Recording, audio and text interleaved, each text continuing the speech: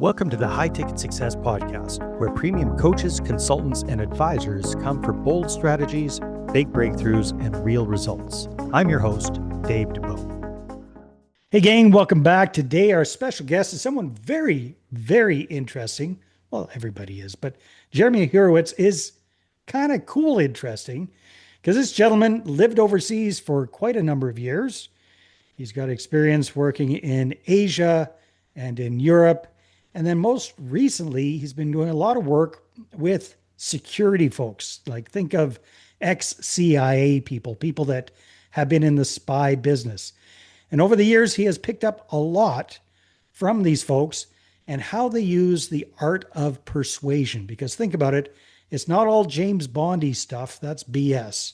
A lot of what's really involved with espionage is persuading people to do stuff they might not want to do otherwise, and to get your team, keep your team motivated, keep everything going. So Jeremy's written a very interesting book called Sell Like a Spy, The Art of Persuasion from the World of Espionage. So Jeremy, welcome to the show. Great to be with you, Dave. Thanks for having me. So can you just give us like the quick 1 minute overview of you and how you got into this whole crazy world of selling like a spy, for crying out loud, espionage? Yeah, sure thing. So, right after college, I had a bit of wanderlust. So I went overseas with a backpack and a guitar, one-way ticket to Europe. And I kicked around the continent for a while before settling in Prague. And I'm dating myself here, but this is the 90s. And it was a really special time in Prague, lots of change going on. So I got to see this amazing transformation. And that's when I got into the world of journalism. I helped build a media association called Project Syndicate. And I wrote extensively and traveled really all around the world on doing all of that, eventually deciding I wanted to focus on Asia.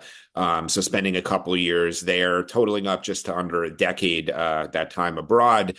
Then I came back to New York, where I'm from, and I got into the world of corporate consulting, specifically and mostly in the world of, as you noted, corporate intelligence and security. This means everything from background checks and custom intelligence gathering for, say, hedge funds and other investors to executive protection, kidnap for ransom consulting, security assessments, political risk, all sorts of things. So as you noted, I worked extensively with not only former spies, but other elite government officials like former hostage negotiators, members of the Secret Service, special forces, law enforcement, and others. And I picked up unique skills and insights from each of these groups. I used them in my career and in my everyday life. And then when COVID hit, I'm one of these people that said, you know what, this is a moment of change. I'm going to make a change. So decided to start my own little consulting business, write the book that had been in the back of my mind for a while, which is hopefully the first of many, Dave. Yeah. And I've been, promoting the book for a little over a year now. I do a lot of talks and corporate trainings. And it's been pretty awesome. It's a lot of fun to share these skills, and I really respect people in public service. So it's been fun to shine a light on these individuals as well. Very, very cool. That's a very interesting after college life experience. I had something kind of like that, but nowhere near as exciting. I started traveling, ended up traveling around Latin America and settled down in Costa Rica for 10 years. But I was Cool. teaching English. I wasn't Hey, I that's still wasn't getting great. involved in journalism and all that kind of good stuff. So good on you for that.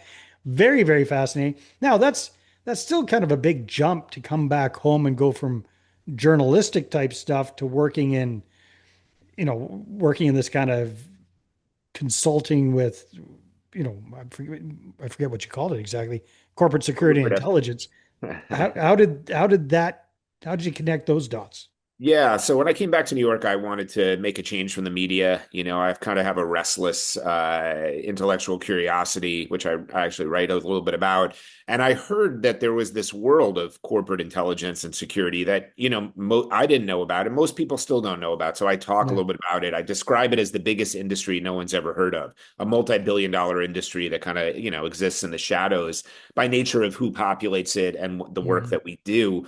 And most of the individuals in this industry are former government officials, but there is a role to play for former investigative journalists Mm. because of the skill set of investigating people, writing well, writing under deadline.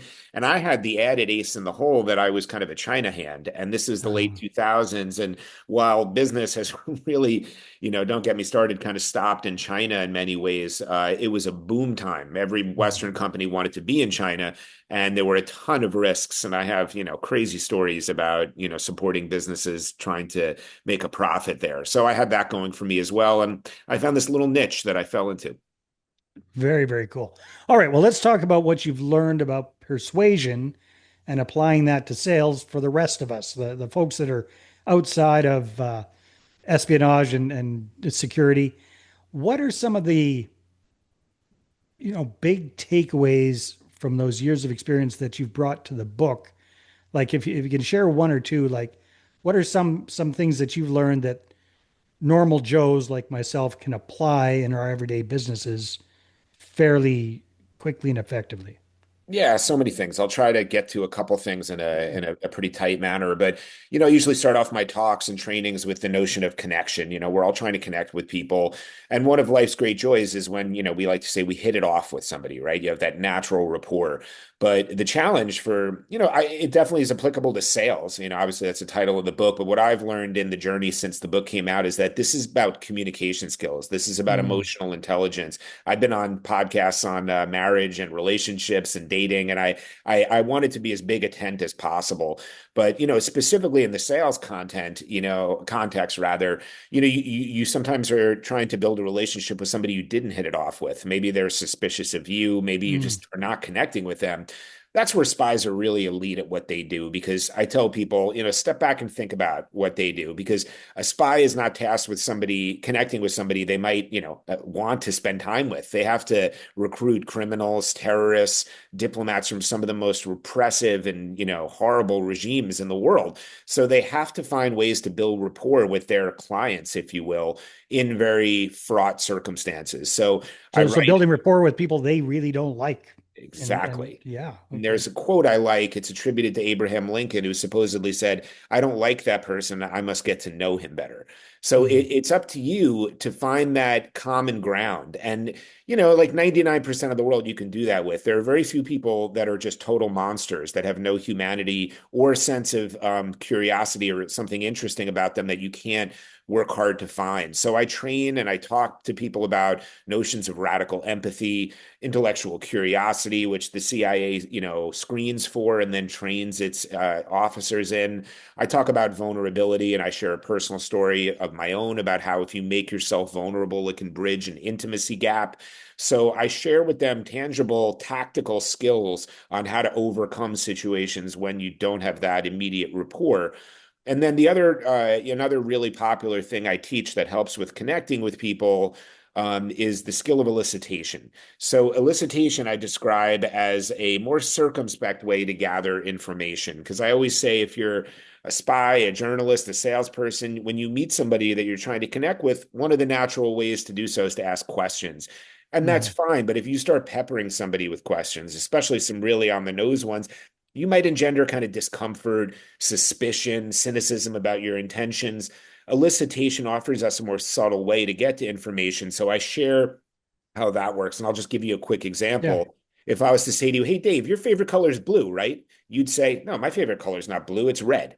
You would tell me what it was, because people have what's known as a tendency to correct. Everybody is vain. Mm. There's no detail too small about yourself you won't feel compelled to correct. So there are all sorts of these small triggers. They're based on our evolution. They're based on behavioral science, where people will do a certain thing if you know how to kind of pull the puppet strings. So Kind those of are kind of very valuable. NLP type stuff. Sorry, Kind of NLP type stuff. I don't know what you mean. Neuro linguistic programming. Sounds right. The Tony Robbinsy type stuff that he Yeah. got to get you to do stuff. Yeah. Yep. People will Interesting. respond to things because we're conditioned to in a certain way. I mean, real quick, one more is we respond to things in kind. So, a really banal example that I use, but the CIA does this in a training exercise that I talk about is if I came up to you and I started talking about the weather, I don't have to ask you any questions, but you'll probably respond and share something about your view of the weather. And you might even say, something related to where you're from or what you're doing later or something. People respond to things in kind. You don't always have to ask questions. So it can be a better way to connect with people and put them at ease. Very cool. So, Jeremy, it's been a few years since I guess it's been a year or so since the book has come out. You've been working on it for a while. How have you seen some of your clients or the people that you've worked with benefit from applying some of these, spy persuasion skills in their own lives, their own businesses? I mean, people tell me that they have more kind of arrows in their quiver, if you will, about how to overcome different situations, whether it's like I just described, trying to connect with someone where that rapport isn't there, whether it's, lawyers that I work with who use that skill of elicitation in depositions. Another, very useful skill that I've talked about quite a bit is diffusing emotional encounters. When you Mm, get into an argument with somebody, I write in my book, it's a quote from somebody in there that emotion trumps cognition. So you get into an argument and later you think, oh, why didn't I think of that? It's because something you could have said. It's because your mind is choked with emotion. So I give people tools to help them understand. If you're a manager and someone comes into your office and they're super upset about something, how do you deal with that person who, might be a problematic person, but is contributing to the team? You don't, there are strategies such as letting them fully vent, such as not standing up and encouraging them to sit, such as using what another FBI guy calls the FM radio voice, talking in a mm, deliberate, calm manner. Because again, we're social creatures and people tend to revert to the social mean that you're insisting on. So an FBI hostage negotiator is going to speak to this person who's taken people hostage in a very calm way and won't respond to insults and won't respond to hysterics because eventually people tend to calm down and revert to the social means that you're establishing. So those are just a couple of quick things off the top of my head. Negotiation, the framework that the FBI uses to identify the motivation of someone who's holding people hostage. These mhm. are all very useful things to apply in a business setting for sales or communications. Very, very good. Well, thanks for sharing some of those insights. That's for sure, Jeremy. So, for yourself in your own business, you mentioned that COVID kind of shook the world up for you, as it did for one or two of the rest of us Yeah, as I suppose well. so. Um, and now that you've started your own consulting firm, kind of revolving around the message from the book, who is who is your ideal client, and how do you help them? The biggest thing I'm asked to do these days, other than kind of, give keynotes at conferences, which is always great and I'm always happy to do, the training side is interesting because the biggest driver of my trainings these days is to help the younger people in the office. And look, you and I have a little gray in our beards, you can Mhm. everybody likes to complain about the generation coming up, right? But there's some real issues with this current generation. I get a lot of people saying, I have an associate who sits outside my door. They get a complex question from a client, and instead of knocking on my door and having a conversation, they send me a Slack message or something. And Okay. so there's some real challenges with the younger generation, and those are understandable. They grew up looking at screens, which impacted their ability to be empathetic, to read Yeah. body language. Many of them were in whether it was high school, college, law school during the pandemic, and they had remote learning, which impacted their socialization. And now they're facing work remote environments. Many offices have gone back, but the world is different. I go to offices all the time and they Mm. are frequently just ghost towns. And Wow. I feel bad for younger people because I know that I benefited very strongly being mentored when I was younger, impromptu happy hours, lunches, water cooler chatter. So I think this younger generation is really struggling. So I get called in and I do, trainings ranging from a, quick motivational talk to a full day session on how to use some of the skills in the book. And we Mm. leverage them and we have a really good time with them because, who doesn't like learning about spies or FBI Yeah. hostage negotiators? And it helps you to, get outside yourself and think about your job in a different way and use exciting skills that will absolutely be tangible in helping you to overcome these challenges and be more successful. So it sounds like corporate is where you really focus. Do you do any work with small business owners, independent professionals, that sort of thing as well, or is it primarily Not as larger much. I'm corporate? open to it, Yeah. but you have to make a living and corporate's kind of where it's at in that way. No, But if that any makes sense. small business owner wants to retain me to come in, and I've certainly done gratis talks for the right group and, especially if there's, book stuff involved, but I'm always happy to entertain any request. Well, that's the advantage of you writing the book as well. Like if you can't afford the full meal deal, you can at least get the majority of it in book form from Absolutely. purchase. So speaking of that, what's the best way for people to find out more about Jeremy, check out the book, buy the book? What should folks do there, Jeremy? Yeah, my website is selllikeaspy.net. Everything is there. You can find the book, pretty much anywhere you buy books online, Amazon, Target, and all that stuff. And then I'm fairly active on LinkedIn, so connect to me there if you want to reach out or send me a message via the website, selllikeaspy.net. Perfect. Jeremy, thanks so much for being on the show. It's been fun. My pleasure. Thanks for having me. All right, everybody. See you on the next one. Thanks for listening to the High Ticket Success Podcast. Want to be featured, share your story, and inspire other premium coaches, consultants, and advisors? Apply now at highticketsuccesspodcast.com/guest.